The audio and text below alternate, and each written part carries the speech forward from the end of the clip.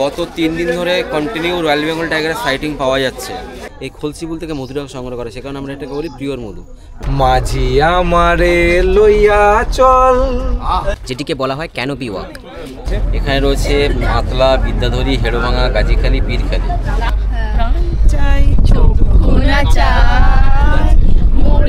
খুব ভালো লেগেছে, পরেরবার আবার আসবে লোকনাথ ট্রাভেলসে কন্ট্যাক্ট করে। হ্যালো বন্ধুরা, আমাদের সুন্দরবন ভ্রমণের দ্বিতীয় পর্বের ভিডিওতে আপনাদের সবাইকে স্বাগত। প্রথম পর্বে আপনারা দেখেছিলেন আমরা শিয়ালদাহ থেকে সকাল 6:30টার ক্যানিং লোকাল ধরে পৌঁছেছিলাম ক্যানিং স্টেশন।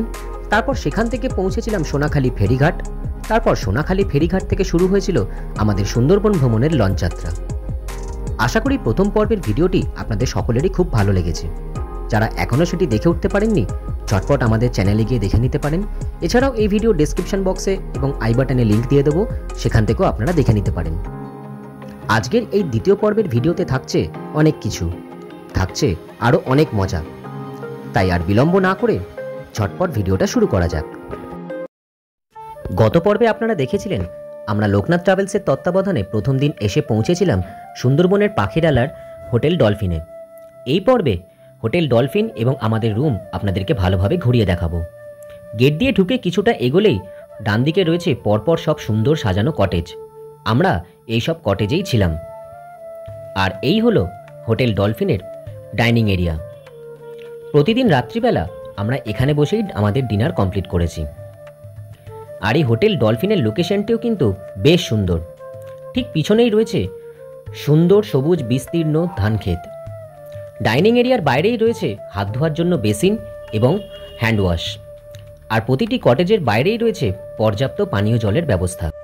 কটেজের ঠিক উল্টো দিকেই রয়েছে সুন্দর সব দোতলা তিনতলা বিল্ডিং। আমাদের গ্রুপের কিছু পর্যটকরা এইসব বিল্ডিংয়েও ছিলেন। আর এই হলো আমাদের রুম। আমাদের রুম নাম্বার ছিল 31 এবং 32। চলুন এবার রুমটা একটু আপনাদেরকে ঘুরিয়ে দেখাই। এটি কিন্তু হলো একটি 4 বেডের রুম। রুমে ঢুকেই ডান দিকে রয়েছে প্লাগ পয়েন্ট এবং সুইচ বোর্ড, পাশে রয়েছে একটি জানলা, এদিকে রয়েছে জামাকাপড় হ্যাঙ্গিং করার জন্য ব্যবস্থা, রয়েছে একটি সেন্টার টেবিল, আর রয়েছে দুটি বড় master bed.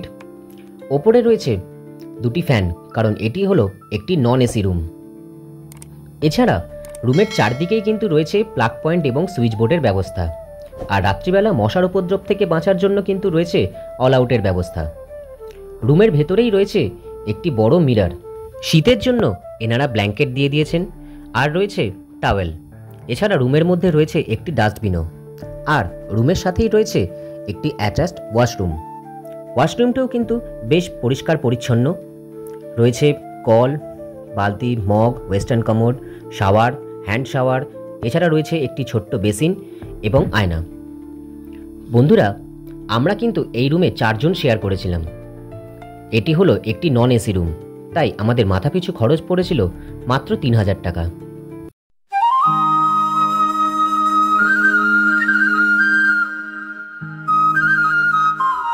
Hello and welcome বন্ধুরা, গুড মর্নিং ফ্রম সুন্দরবন। আজকে আমাদের এই শীতকালীন সুন্দরবন ভ্রমণের দ্বিতীয় দিন, অর্থাৎ আজই কিন্তু আমাদের সুন্দরবন ভ্রমণের আসল মজা। আজকে কিন্তু আমরা সুন্দরবনের মেন যে সমস্ত ট্যুরিস্ট অ্যাট্রাকশানগুলি রয়েছে সেগুলি সব একে একে ঘুরে দেখব। ঘড়িতে সময় এখন সকাল 6:30। এখন আমরা আমাদের হোটেল ডলফিন থেকে বেরিয়ে আগে সোজা চলে যাব পাখিরালা ফেরিঘাটে। তারপর সেখান থেকে আমরা লঞ্চে উঠে চলে যাব সুন্দরবনের একদম ভিতরে। তারপর একে একে সুন্দরবনের সমস্ত ট্যুরিস্ট অ্যাট্রাকশানগুলি এক্সপ্লোর করব, আর তার সাথে সাথে আপনাদেরকেও সুন্দরভাবে ঘুরিয়ে দেখাবো। বন্ধুরা, ঘড়িতে সময় সকাল 7:10। আমাদের লঞ্চ পাখিরালা ফেরিঘাট থেকে ছেড়ে দিল। আজকে সারাদিন আমরা সুন্দরবনকে দুর্দান্তভাবে এক্সপ্লোর করব। আশেপাশে পরিবেশটা শুধু একবার দেখুন। শান্ত স্নিগ্ধ পরিবেশে কুয়াশা মাখা এই সকালবেলা সূর্যের আলো যখনই নদীর জলে পড়ছে তখন দুর্দান্ত লাগছে। বন্ধুরা, চলে এলাম আমাদের আজকের দিনের প্রথম সাইট সিইং করতে সজনেখালি টাইগার রিজার্ভে। সুন্দরবনে আগত পর্যটকদের কিন্তু এই সজনেখালি থেকেই পারমিট করাতে হয়। তবে পারমিট কিন্তু আপনারা যে ট্যুর অপারেটরের সাথে আসবেন তারাই কিন্তু আপনাদের পারমিট করিয়ে দেবেন। তবে তার জন্য কিন্তু আপনাদেরকে অবশ্যই 1 কপি করে আধার কার্ডের জেরক্স কপি আনতে হবে। আর এখান থেকেই কিন্তু ওনারা গাইড ঠিক করে দেবেন। সেই গাইড কিন্তু আজকে সারা দিন আমাদের সঙ্গে থাকবেন এবং আমাদের বিভিন্ন জায়গায় ঘুরিয়ে ঘুরিয়ে দেখাবেন এবং সেই সব জায়গার সম্পর্কে অনেক রকম তথ্য আমাদের সঙ্গে শেয়ার করবেন এবং সেই সমস্ত তথ্য কিন্তু আমরা আপনাদের সাথেও শেয়ার করব।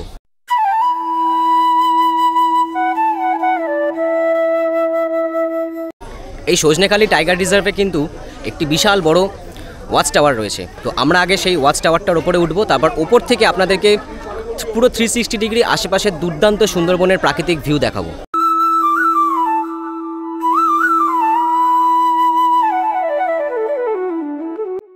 এখানে রয়েছে একটি মিষ্টি জলের পুকুর, যেখানে বন্য জীবজন্তুরা পানীয় জল খেতে আসে। আমার নাম অনিমেষ গিরি, আমি আজকে সুন্দরবন টাইগার রিজার্ভের অ্যাপ্রুভাল গাইড হিসেবে রয়েছি। তো আপনারা যে সুন্দরবনে ঘুরতে এসেছেন, কিছু কিছু নিয়মাবলী রয়েছে। এখানে পুরো আমাদের ঘোরাটাই রয়েছে, কিন্তু বোটে ঘোরা রয়েছে। তো সেই বোটে ঘুরতে ঘুরতে কেউ কোনো জিনিস প্লাস্টিক জাতীয় দ্রব্য থেকে শুরু করে কেউ কোনো জিনিস জলে ফেলবেন না। বোটে যে ডাস্টবিনটা রয়েছে সেটাকে ব্যবহার করতে হবে।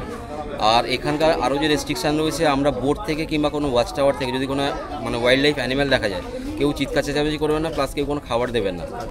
আর আপনারা সবাই একটা আশা করেছেন সুন্দরবনে যাচ্ছি মানে রয়্যাল বেঙ্গল টাইগার দেখব। আর সবাইকে ভাবতে হবে আমরা ঘুরছি ন্যাচারাল ফরেস্ট এরিয়ার মধ্যে, পুরোটা উল্টোটা। আমরা রয়েছি খাঁচার মধ্যে, ওরা রয়েছে ওপেন এরিয়াতে। ওরা যদি আমাদেরকে দেখতে আসে তাহলেই আমাদের পক্ষে দেখা সম্ভব। আর এই যে গাছটা আপনারা জানেন যে সুন্দরবনের সুন্দরী গাছ, এই গাছটার নামই হলো সুন্দরী গাছ। এই গাছটার গাছটা তো দেখতে এতটা সুন্দর নয়, বাট এর পাতার কালারটা দেখুন, বোথ সাইডে আপনার আলাদা আলাদা কালার রয়েছে। নিচের দিকে রয়েছে সিলভার কালার এবং ওপর দিকে রয়েছে ডিপ গ্রিন কালার। তো এরপরে যে স্পটটা রয়েছে সুন্দরখালি ওয়াচ টাওয়ার, সেখানে গেলে আমরা টোটাল যে 84 প্রজাতির গাছ রয়েছে সেগুলো সবটাই দেখতে পাবো। এবার এই ওয়াচ টাওয়ার থেকে আমরা একটু তাড়াতাড়ি বেরিয়ে যাচ্ছি, তার কারণ হচ্ছে গত 3 দিন ধরে কন্টিনিউ রয়্যাল বেঙ্গল টাইগারের সাইটিং পাওয়া যাচ্ছে। টোটাল যে সুন্দরবনের এরিয়া রয়েছে বাংলাদেশ এবং ইন্ডিয়া মিলিয়ে, তার আয়তন হলো 26,000 বর্গ কিলোমিটার, যার মধ্যে আমাদের ইন্ডিয়ার সুন্দরবনের আয়তন রয়েছে 9,630 বর্গ কিলোমিটার। তার মধ্যে 102 আইল্যান্ড রয়েছে, 54 আইল্যান্ড রয়েছে ভিলেজ এরিয়া এবং 48 আইল্যান্ড রয়েছে mangrove forest area. Mangrove forest area কোনটাকে বলা হচ্ছে, এই সমস্ত যে জায়গা এরিয়াগুলো দেখতে পাচ্ছেন এটাকে বলা হচ্ছে ম্যানগ্রোভ ফরেস্ট এরিয়া। এরপরই চলে এলো আমাদের দ্বিতীয় দিনের ব্রেকফাস্ট। ব্রেকফাস্টে ছিল ভাটুরে এবং কাবলি ছোলার তরকারি।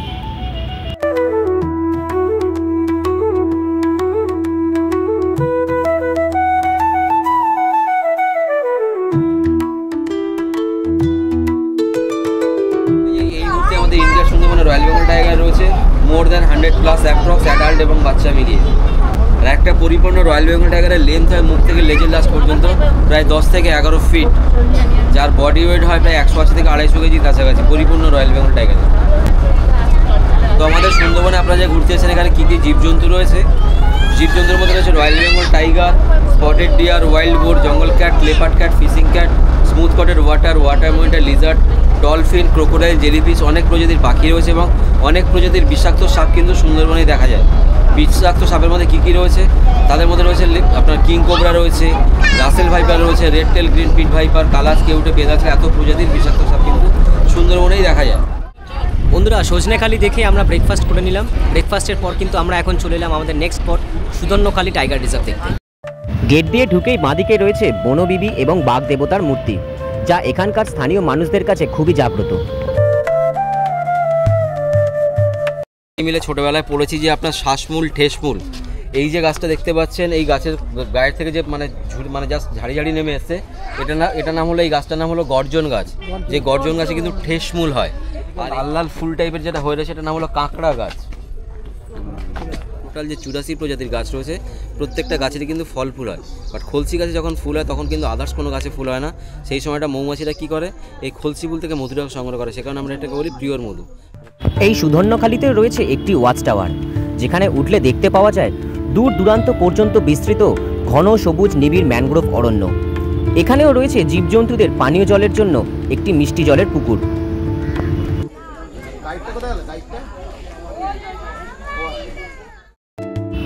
এরপর সুধন্যখালি থেকে বেরিয়ে আমরা পীরখালি নদী দিয়ে এগিয়ে চললাম আমাদের পরবর্তী গন্তব্যের দিকে। এই পীরখালি হলো মূলত একটি খাড়ি, যার দুপাশে রয়েছে গোলপাতা এবং হোগলা পাতার জঙ্গল, যেটিকে রয়্যাল বেঙ্গল টাইগারের আঁতুড়ঘর হিসেবেই মনে করা হয়, কারণ এই গোলপাতার গাছের পাতার রঙের সঙ্গে রয়্যাল বেঙ্গল টাইগারের গায়ের রং একেবারে মিশে যায়। এরপর আমরা প্রবেশ করলাম বিখ্যাত বনবিবি ভরানীতে, যেটি সুন্দরবনের অন্যতম সরু একটি খাড়ি, যার দুপাশে রয়েছে গা ছমছমে নিবিড় ঘন অরণ্য। পুরো এরিয়াটাই ওদের, আর একটা এরিয়াতে একটাই রয়্যাল বেঙ্গল টাইগার থাকে, তার বেশি থাকতে পারে না। শুধু যখন মা বাচ্চা দেয় তখন মা হচ্ছে নিজের বাচ্চাটাকে সাথে রাখে, আর যখন ওদের ব্রিদিং মানে যখন মেটিং টাইম চলে, তাছাড়া অল টাইম ওরা হচ্ছে একা একাই থাকে। ওরা কি করে, টেরিটরি বানায়। আমরা কি দেখি গ্রামের দিকে কুকুর কি করে, টয়লেট করে হরমোন পুশ করে।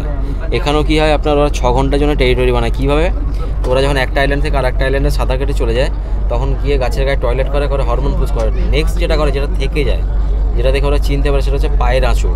ওরা গাছে কী করে, দুটো পায়ের আঁচড় দেয়, সামনের পাটা দিয়ে ওপরের দিকে দেয়, পেছনের পাটা দিয়ে নিচের দিকে।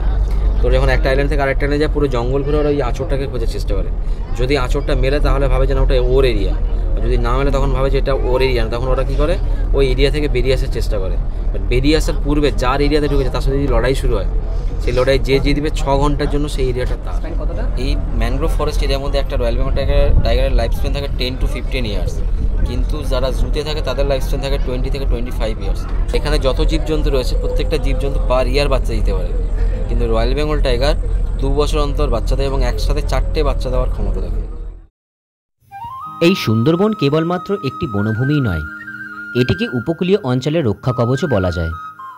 বিভিন্ন সময়ে বিভিন্ন প্রাকৃতিক দুর্যোগের হাত থেকে মানব জীবনকে রক্ষা করে এই বিস্তীর্ণ ম্যানগ্রোভ বনাঞ্চল। এখানকার স্থানীয় গ্রামীণ মানুষেরা মাছ, কাঁকড়া, কাঠ, মধু ইত্যাদি সংগ্রহ করে তাদের জীবিকা নির্বাহ করেন।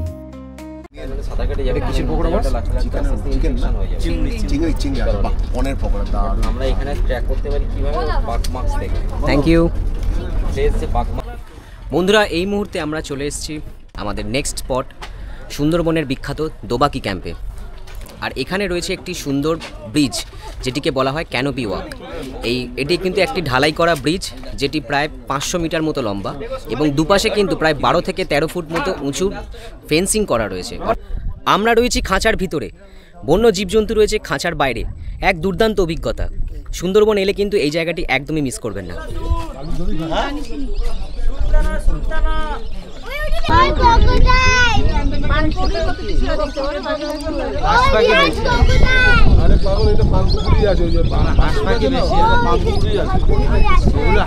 প্রথমবার সুন্দরবন এসে কেমন লাগছে?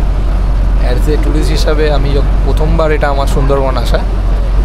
সেই সুন্দরবন এসে আমি ক্যানিং থেকে এখনও পর্যন্ত যেইটুকু যাত্রাপথ অতিক্রম করেছি, অত্যন্ত মধুর ছিল সেই যাত্রাপথটি। এবং যাত্রাপথের প্রতিটা সুবিধার্থে আমি যা যা বলা হয়েছিল যে এই সুবিধাগুলো আপনি এইভাবে পাবেন, হোটেল থেকে শুরু করে খাবার থেকে শুরু করে A to Z ছিল A1, জাস্ট A1।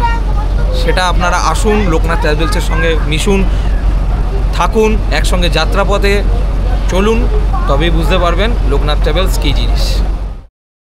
এরপর দোবাকি ক্যাম্প দেখে আমরা ধীরে ধীরে এগিয়ে চললাম আমাদের পরবর্তী গন্তব্যের দিকে। আর কিছুক্ষণ পরেই আমরা এসে পৌঁছলাম সুন্দরবনের বিখ্যাত পঞ্চমুখানিতে।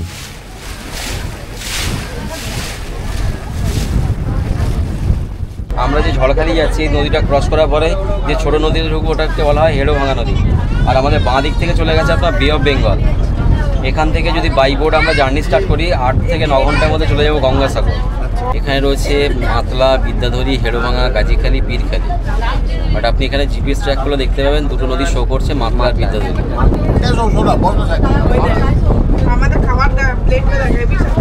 দ্বিতীয় দিনে আমাদের লাঞ্চের মেনুতে ছিল গরম গরম ভাত, মাছের মাথা দিয়ে মুগের ডাল, ঝুরি আলু ভাজা, স্যালাড, লাউ চিংড়ি, ভেটকি মাছ, পাবদা মাছ, আর ছিল চাটনি এবং পাঁপড়।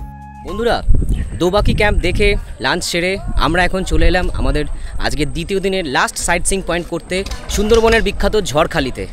আপনারা সুন্দরবনে এলে আর কোথাও বাঘ দেখতে পান বা না পান, এই ঝড়খালিতে এলে কিন্তু আপনারা অবশ্যই বাঘ দেখতে পাবেন, কারণ এটি হলো বাঘেদের চিকিৎসালয়। সুন্দরবনে যে সমস্ত অসুস্থ বা আহত বাঘ থাকে বা যেসব বাঘ বয়স্ক হয়ে যায়, তাদেরকে কিন্তু এই ঝড়খালিতে এনে ট্রিটমেন্ট করা হয়। তবে একটা কথা মাথায় রাখবেন, এই ঝড়খালিতে কিন্তু প্রবেশ করতে গেলে মাথাপিছু 30 টাকা করে প্রবেশ মূল্য দিতে হয়। এটা কিন্তু প্যাকেজের মধ্যে ইনক্লুড করা থাকে না, এটা কিন্তু আপনাদেরকে আলাদা করে পে করতে হবে।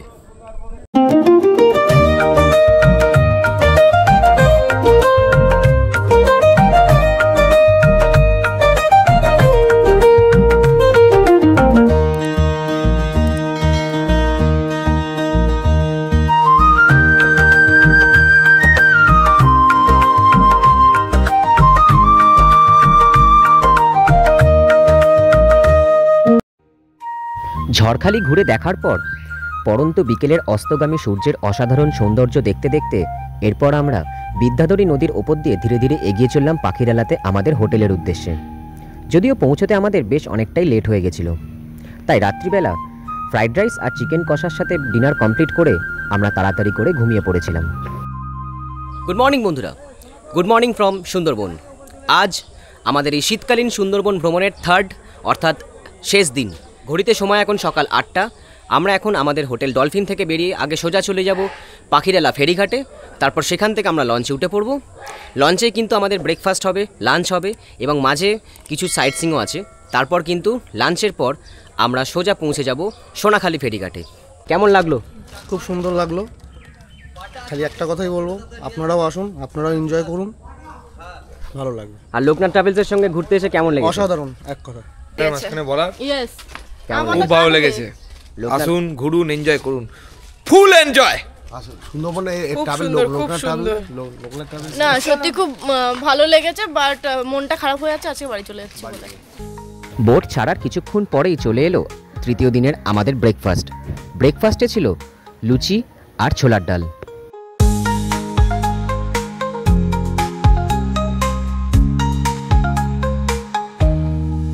বন্ধুরা, সকালের ব্রেকফাস্ট সেরে আমরা চলে এলাম আজকে আমাদের দিনের প্রথম সাইট সিং করতে। মানে বলতে পারেন এটা আমাদের সুন্দরবন ভ্রমণের শেষ সাইট সিং পয়েন্ট, লোকনাথ বাবার আশ্রম দেখতে। বন্ধুরা, এটাই হলো লোকনাথ বাবার আশ্রম। দেখুন, একদম কিন্তু প্রাকৃতিক পরিবেশের মধ্যে সুন্দর এই আশ্রমটি তৈরি করা হয়েছে।